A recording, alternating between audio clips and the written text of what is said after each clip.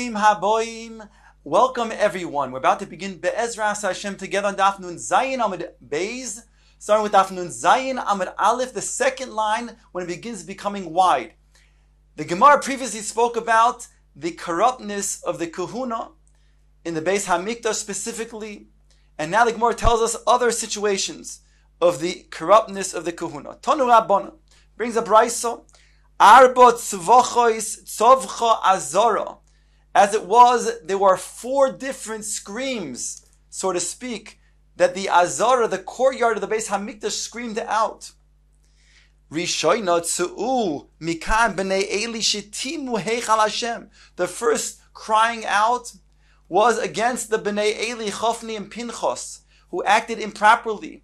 The Psachim indicate that they were with the wives of those women who just gave birth. Although it doesn't mean that, the Gemara explains in elsewhere that it means to say that they held the women back from bringing a korban right away, and thereby they delayed them in returning to their husbands. Al kolponim, as a result, the azara is screaming out, and ultimately, as it states over here, the scream is Tzu'u Mikam b'nei Eli shetimu heichal Hashem. Ultimately, that was their punishment, that the kahuna then was cut off from the b'nei Eli subsequent. Says the Gemara, Va'oid tzavcha tzei mikan yisacha ish kfar barkoi. Another scream out that the azara cried out was saying, from here, Yisachar, the son, the man, the ish kfar of barkoi, he should go out. Shemichabed as atzmoi umechalel kodshei shamayim. He was honoring himself, but he was defiling the kodshei shamayim. Dahava korich yadei b'shiroi va'avid avoida. He would wrap his hand in silk, as to then not have to then touch either any blood or any sacrificial meat. So on the one hand, he was trying to mechabed himself. On the other hand, he's disparaging the kodshim. And therefore, that was a terrible thing that he did. It was considered to be a chilul in kodshei shamayim. Those first 2 crying outs were for the negative. Now, there is 2 crying out by the azara that is actually positive. V'oid sofcha ha'azara su'u she'or ma'sheichem v'kanes yishmo ben pi achoi talmidoi shel Pinchas. Here it screams out and says, may the gates lift up so that Yishmael ben Pi'achi can enter the gates, the Beis HaMikdash, to become the Kohen Gadol. Now, it was mentioned before, Oy li mi beis Yishmael ben Pi'achi. There was mentioned as something negative. So the Mefarshim point out, above it's talking about his household, who then were corrupt and took advantage of the kahuna. But here it's talking about he himself who was righteous. And therefore, the gates should be raised up so he can enter to serve as Kohen Gadol. Ve'oid tzovcha ha'azara. The 4th thing the azara cried out, and this time again, it is in the positive light. Su'u sha'orim rasheichem. Lift up, O gates. V'ikanes yoichan ben norboi talmidoi shel pekankoi. And let him enter, Yochanan ben Narboy, the Talmud of Pankoi, who was somebody who filled his innards with Kodshei Shamayim, as the Gemara will now explain. Omru alav al Yochanan ben Narboy, they explain about him, Shahaya oichel gimel meos agolim. He would eat 300 calves. V'shoise gimel meos garbe yayin, and drink 300 garbe yayin, jugs or kegs of wine. V'oichel arboim sa goizolois b'kinuach suuda, and eat 40 sa of goizolos, young birds, as a dessert. Now, it wasn't only referring to himself, of course. Nobody can consume that amount of meat, but nonetheless, and drink that much wine. But nonetheless, he and his household and all of those that he invited, all the Kohanim who lived in the vicinity in Yerushalayim, even if it was not their mishmar, he would open his home and feed them with the koche, with the korbanos and the yayin that was designated for the kahuna.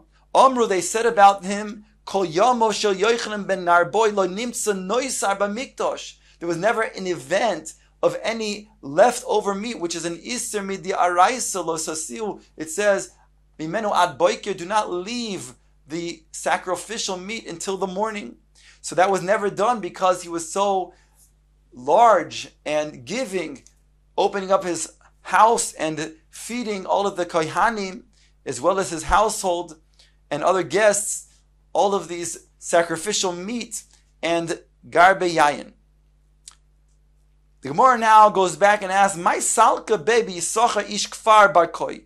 The Azara screamed out in the second of the four screamings about a person named Yisocha ish kfar bar koi, and it stayed over there that he covered his hand with silk in order not to then be mekabil the dam with his hand. After all, when he's holding the kli, it's a chatzitza. In order to do the avodah in a kosher manner, it has to be that there's nothing in between the flesh of the hand and the kli shares. And he covered his hand as not to have his hand become dirtied, so to speak, with any blood or any sacrificial meat. What happened to him? What was his punishment? The Gemara asks. Amre, the Gemara tells over, Malka u'malkeso havu yaspe. The king and the queen of the house of Hashmonoim were sitting together. Malka Omar Gadi Yoi. He argued that a kid goat has the best type of meat. Umalkeso Amro Imro Yoi. And she argued that the keves, the lamb meat, is considered to be superior. Amru, they said, Man moichach, who's going to then prove one way or the other which one of us is right? Says the Gemara, Kohen Gadol de komasi korbanos kol yoyma. Isn't it best for a Kohen Gadol then to then come and be machriya to determine which one of us is correct, which is the choicer of the two meats? Is it the goat, the kid goat, or is it the lamb meat? Also, Ihu, so the king went. Sorry, also Ihu, referring to the Kohen Gadol. This is Yisacha ish kfar bar koi, the Kohen Gadol. We're on top of Nun Zayin Amud Beis. Ach ve'biyadei, and he motioned with his hand in a disrespectful way. Igadya ye'ei yaseg letmido.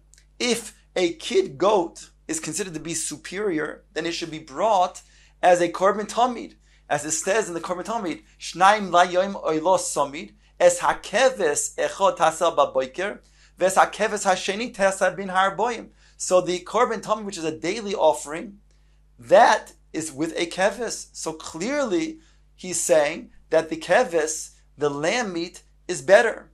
So the way he then said it was in a disrespectful way, as he motioned with his hand, Ki'ilu saying that the king's response that the kid goat is superior is really a foolish type of argument, a foolish type of choice. Omar Malka, so the king then said,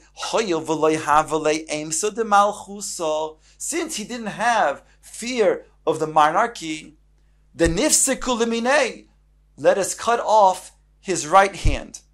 Now the right hand was probably what he used to then indicate in a disrespectful way that you're incorrect. But not only that, that was the hand that held the kli shares. In other words, that was the hand that had the silk that also then made a chatzitza between his hand and the kli shares. Yohiv shoichad upaske lismole. The Gemara tells over that he paid a bribery to the people who were going to cut off his hand, and instead they cut off his left hand instead of the right hand. Shoma malku paske lemine. When the king, he heard about this, so then he said, let us cut off his right hand. Omar Rav Yosef declared, Brich Rachman de Ashkele lisochar ish kfar bakoi lemitrapese mine behai alma. He says, blessed is HaKadosh Baruch Hu, the merciful one, who took from Yisachar ish kfar barkoi, punishment. He exacted punishment from him in this world. And there are those who explain that not only was his right hand cut off, but at first his left hand was cut off, since it was his left hand that tied the silk around his right hand. And that began in the Aveira. It was his left hand that deserved to be punished first. But it was the right hand that held the Kli with the chatzitza of the silk in between the hand and the Kli, which also deserved to be punished. And therefore, Mida keneged Mida, both hands were ultimately chopped off. Says the Gemara, Omar Rav Ashi, Yisachar ish kfar bar koi loitana masnisin. He didn't know Mishnayis. He was an unlearned man. This not because it states in the Mishnah, Rabbi Shimon Oimer, Kivosim koidmim liizim bekol mokoim. When you see in the Torah it's written Kivosim and izim. Kivosim, lambs, are written before the goats. So that indicates lechara that lambs are considered to be of greater nature, or higher madrega, or greater type of meat. Yachol, but the Gemara goes on to say, Yachol, I might think mivneshe muvcharim b'minon. I might think it's because they are more choice in their species, and that's why the kavasim, the lambs, are mentioned before the little goats. Talmud loymar in keves yavi karbonoi. Therefore it says im keves, meaning before in the pasuk. We're talking about a korban oila. There it states over there, before the korban oila, it says, Vehevi korbanos siras izim tamima nekeva al chatosa shechata. They're talking about korban chatos. And then it goes on to say, after it mentions that the izim, then it mentions v'in keves yavi korbanoi lechatos nekeva tamima yeviena. So it first mentions the seir, the goat, before it mentions the keves. So you see clearly that the keves is not considered to be more muvchar, and therefore they're both equal. That's the Mishnah. Ravina Omar, Ravina Zafilu Mikranami Loikara. He also didn't know psukim in the Torah. That's how unlearned he was. The pasuk states, Im keves, im eis. There it states, if you want to use the keves or you want to use the eis in the korban. And over here we're talking about a korban shlomim. It states, if the keves or if the goat. I boy keves laise. I boy eis laise. If you want to bring it with a keves, you're permitted to bring the shlomim with a keves, with a lamb. If you want to bring it with an eis, you can bring it with an eis, with a goat. Hadron aloch mokum shenagu. And in my Gemara, it's also written Veslika la Pesach Rishon. As we mentioned in the beginning of the Masechta, that Maseches Psachim is mentioned in the plural form, Psachim. Some learn that it's because it's referring to Pesach Rishon, which is brought on Yud Daled Nisan, whereas the second korban that cannot be brought on Yud Daled Nisan because a person was either Tamei or he was too far to come to the Beis Hamikdash to bring the korban Pesach on Yud Daled Nisan, then he brings it what's called korban Pesach Sheni on Yud Daled B'Iyar. Others, however, explain that the Go'onim had already stated over here that there's two different tractates. There's Pesach Rishon and Pesach Sheni.